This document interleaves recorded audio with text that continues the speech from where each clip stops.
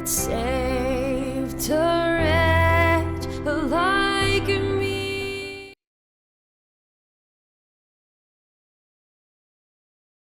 Goeiedag, ons kyk weer na die evangelie, die goeie nuus van Jesus Christus, dit wat gekom het bykans 2000 jaar terug, vir elke mens. Ons is in so besonderse, bevoorregte posisie, dat ons in die tyd na die kruisiging en die opstanding kan lewe. Dat ons hierdie werklikheid, dat ons in hierdie tyd is waar hierdie werklikhede manifesteer, die sukses van Jesus Christus aan die kruis. En baie keer dan wil ons nie eens daarna kyk nie.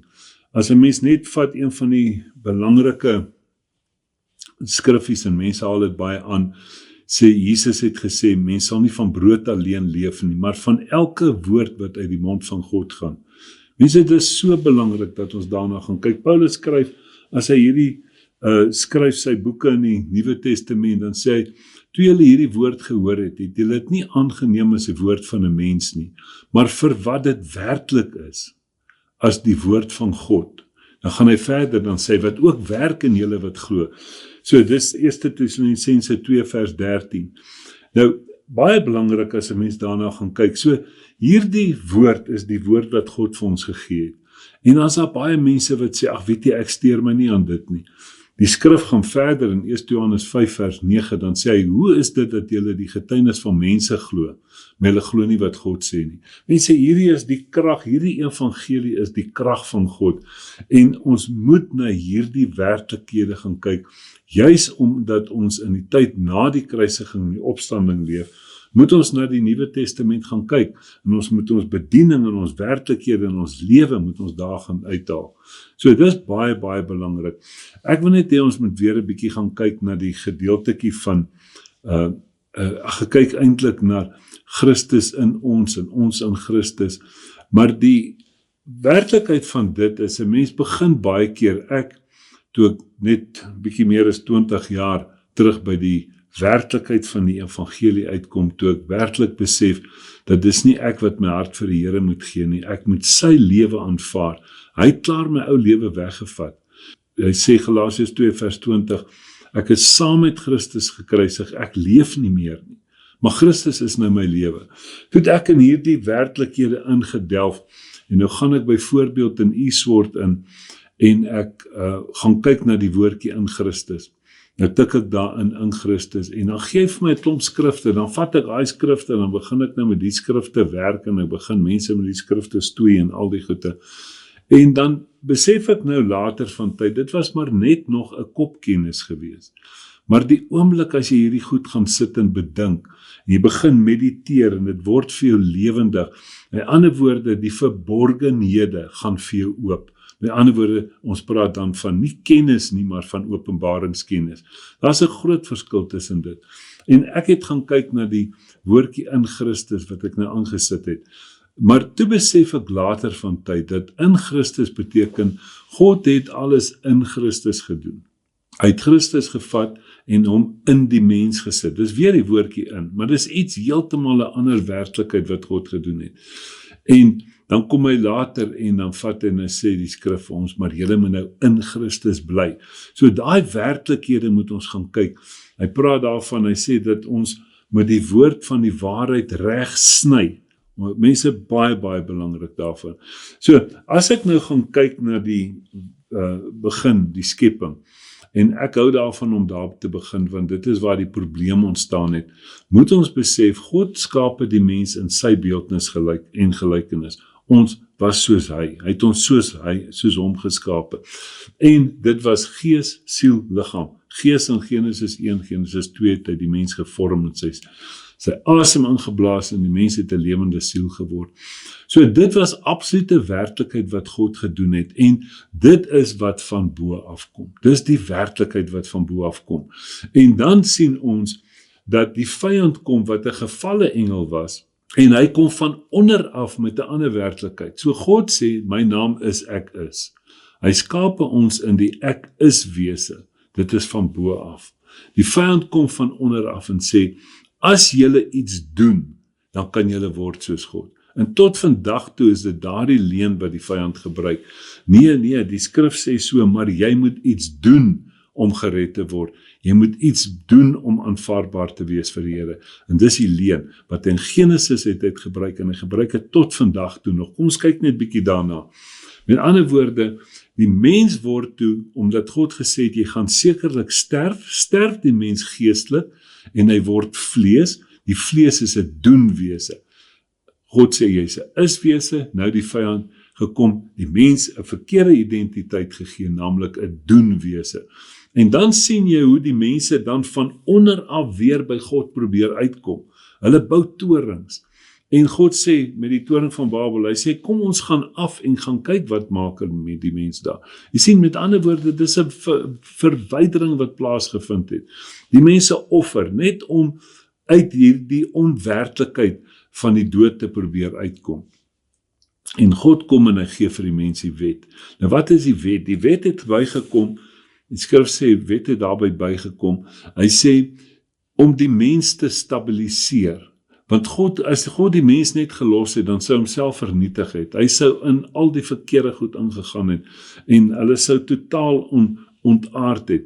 Maar God bring die wet om die mens in stand te hou. Met ander woorde, dis nie 'n vertikale iets van bo af of van onder af nie. Dis 'n horisontale werklikheid wat God gebring het. En daardeur kan die mens net bokant hierdie lyn leef, waar hy homself aan die lewe hou.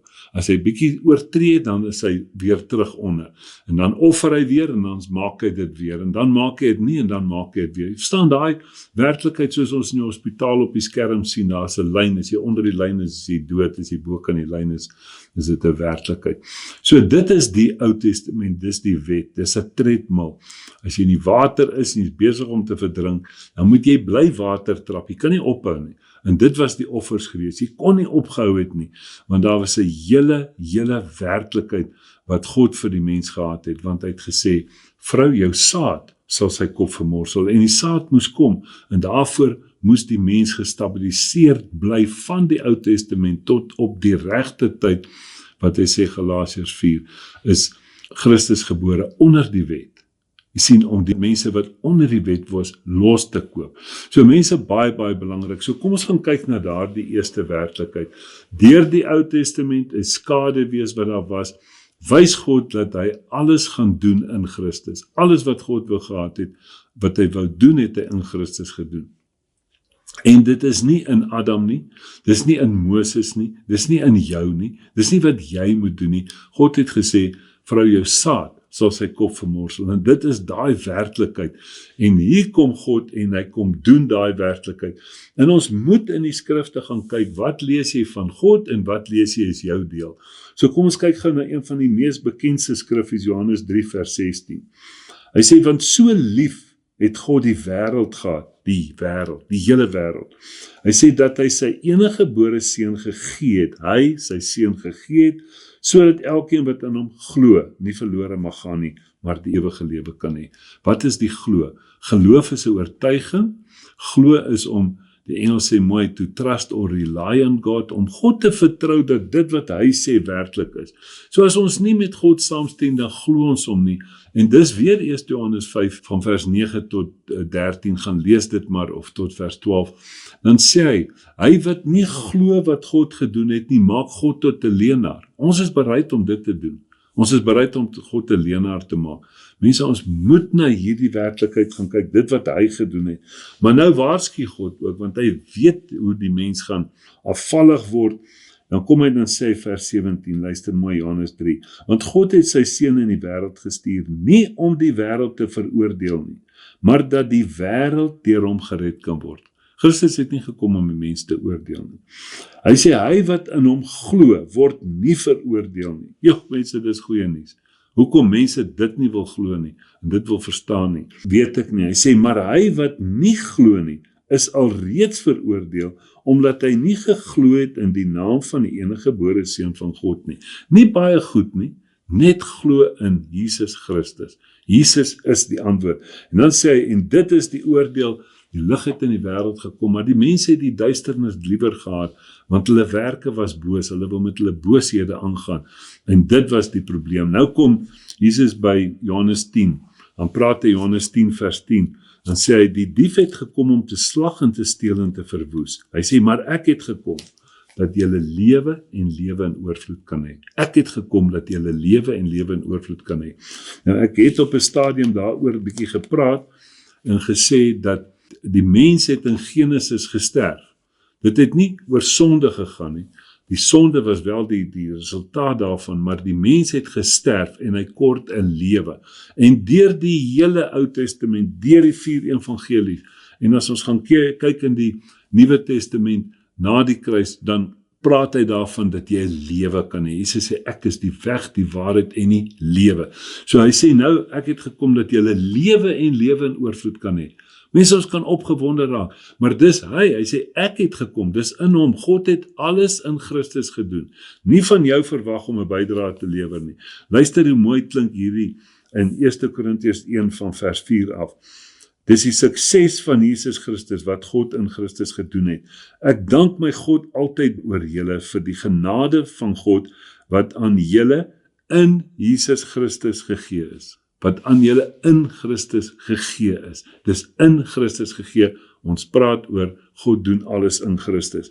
Hy sê dat julle in alle opsigte, verstaan jy hoekom hy sê, hoekom Jesus sê, ek kom dat julle lewe en lewe in oorvloed kan hê. Luister net hier, dat julle in alle opsigte in hom ryk gemaak is, nie gaan word nie, is, dis afgehandel, in elke woord en alle kennis. Soos die getuienis aangaande Christus bevestig is onder julle, nou daar is die skrifgie wat ook eintlik die Engelse vertaling sê, in julle, hy sê, sodat julle in geen enkele genadegawe agterstaan nie, geen enkele genadegawe agterstaan nie, terwyl julle wag op die openbaring van ons Here Jesus Christus, terwyl julle wag op die openbaring van ons Here Jesus Christus. Dis so belangrik. Nou hoe het God dit reg gekry? Kom ons gaan kyk. Hy gaan aan in die 30ste vers van 1 Korintiërs 1 sê hy, maar deur hom, dis deur God, is julle in Christus Jesus gesit. God het ons in Christus gesit, wat vir ons geword het, ons wysheid en ons geregtigheid en ons heiligmaking en ons verlossing. Hy het dit vir jou geword, sodat dit 'n perfekte werklikheid sal wees. Kolossense 2 vers 9 en 10 sê, hy sê die volheid van God is in Christus en julle het die volheid. Niks kort gekom nie. Iemand het dit so mooi gesê, hy sê, God het nie in Christus gekom om 'n deposit te betaal en sê, okay, jy gaan die ding nou afbetaal nie, of afwerk nie. God het ook nie gekom om te sê, luister, ek gaan 'n lening aan jou maak, ek betaal dit namens jou, nou moet jy my dit nou met rente terugbetaal nie. Nee, God het gesê, ek gaan dit in Christus doen. Christus het gesê, dit is volbring. It is finished. Dis klaar, dis afgehandel. Goed, mense, kom ons gaan aan daar, dan kyk ons, byvoorbeeld 2 Korintiërs 5 vers 17, sê daarom, as iemand in Christus is hy 'n splinter nuwe skepsel. Kyk, die ou dinge het verby gegaan. Kyk, alles het nuut geword. Wat beteken alles? Alles het nuut geword. Maar waar is dit? As iemand in Christus is. God het dit in Christus gedoen. Dan kom jy by Efesiërs 1, wat seker een van die mooi skrifte in die Bybel, as jy gaan kyk na al die geskenke wat jy gekry het. Ek gaan net vir ons so 'n paartjies lees. Die 3de vers, geseënd is die God en Vader van ons Here Jesus Christus, wat ons geseën het met alle geestelike seëninge. Waar? In die hemele in Christus. In Christus. Soos hy ons in hom uitverkies het voor die grondlegging van die wêreld, om heilig en sonder gebrek voor hom in liefde te wees. Hy sê, deurdat hy ons voorbeskik het om ons as sy kinders vir homself aan te neem, deur Jesus Christus na die welbehae van sy wil, nie jou wil nie. Romeine 5 vers 6 sê, toe jy nog goddeloos was, het Christus op die regte tyd gesterf. 8ste vers Romeine 5 sê, dat God het sy liefde aan ons bewys toe ons nog sondaars was. Ons het dit nie gesoek nie, die mense het dit nie gesoek nie, maar God het dit gedoen. Nou kom hy hier by die 7de vers en sê, in hom het ons die verlossing deur sy bloed, die vergifnis van die misdade, na die rykdom van sy genade. Dis iets wat jy het die vergifnis. Hoe maak iemand wat die vergifnis of 'n geskenk gekry het? Hy sê dankie. Hy bly nie aanhou smeek daarvoor nie. Mense, Efesiërs 1 is die in him chapter, in Christus, alles het in Christus gebeur. Romeine 5, die much more chapter, die veel meer hoofstuk, dit wat in Adam verkeerd geloop het, veel meer het in Christus reg geloop. Nou gaan lees om bietjie daar, veral van die 14de vers af. Baie, baie belangrik. Nou kom God en hy sit Christus in jou. So, ons het op 'n stadium het ek net met my loop het ek so aantekeningkie gemaak. Dis 'n in Christus is die area kode. Jy weet baie keer ons het in die ou tyd telefoonnommers gehad en dan het jy verskillende plekke gehad wat dieselfde nommers dalk het, maar die area kode het verskil. Met ander woorde, as jy hierdie nommer skakel, maar jy sit hierdie area kode voor, dan kom jy by 'n sekere plek uit. As jy dieselfde nommer skakel en jy sit 'n ander area kode uit, dan kom jy by 'n heel ander plek uit. So wanneer jy by in Christus, by die krag van God wil uitkom, dan moet jy die area kode in Christus insit. Goed, baie belangrik. En dan sien ons daar byvoorbeeld die uitstorting van die Heilige Gees. God het toe Christus in die mens gesit. Die uitstorting van die Heilige Gees in Handelinge 2, dit wat God beloof het, wat toe daar manifesteer, die uitstorting van die Heilige Gees. Ons gaan kyk na Kolossense 1, hier van vers 25 af, van praat hy van die bediening van God, wat Paulus sê, ek bring die bediening van God, om die volheid van God te vervul. Dis God se bediening, om dit te vervul in ons belang, en sê in julle belang. Hy sê dit wat vir eeue en geslagte verborge was, vers 26, maar nou geopenbaar is, dit is geopenbaar aan sy heiliges, aan wie God wil bekend maak wat die rykdom van die heerlikheid van hierdie verborgenheid onder die heiliges is. En dit is Christus in julle die hoop van die heerlikheid. Christus in jou, die hoop van die heerlikheid. Mense, sien jy, dat God het nou Christus in ons gesit. Die Afrikaanse vertaling sê nog onder. Hy sê, daarom verkondig ons hom, terwyl ons elke mens vermaan en elke mens in alle wysheid onderrig en om elke mens volmaak in Christus voor te stel. Ek het dit nie geskryf nie. Kolossense 1 vers 28. Hoe kan jy iemand anders te volmaak in Christus voorstel as jy dit nie eens van jouself glo nie? Jy sien, dis die ding, ons moet na hierdie werklikheid gaan kyk. Nou gaan kyk ons hierso na Efesiërs 4, dan praat hy, dis baie mooi, 'n baie bekende gedeeltetjie. Dan sê hy hier vers 4, dit is een liggaam en een gees soos julle ook geroep is in een hoop van julle roeping, een Here, een geloof, een doop, een God en Vader, van almal, wat oor almal en deur almal en in julle almal is. Dis 'n afgehandelde werklikheid, dit is in elke mens. En God kom en hy noem dit wedergeboorte. Nou, 1 Petrus 1 vers 3 gaan lees hom, dan sê hy daar, dit is God na sy groote barmhartigheid. God na sy groot barmhartigheid, ons die wedergeboorte geskenk het, die nuwe lewe. Christus in ons, hy het dit in ons uitgestort, hy het die geskenk in jou uitgestort. Hy sê tot 'n hoop, wanneer by die opstanding van Jesus Christus, toe gee hy dit vir die mens. Vir elke mens die wedergeboorte, die nuwe lewe gegee het. Titus 2 vers 11 sê, die reddende genade van God het aan alle mense verskyn.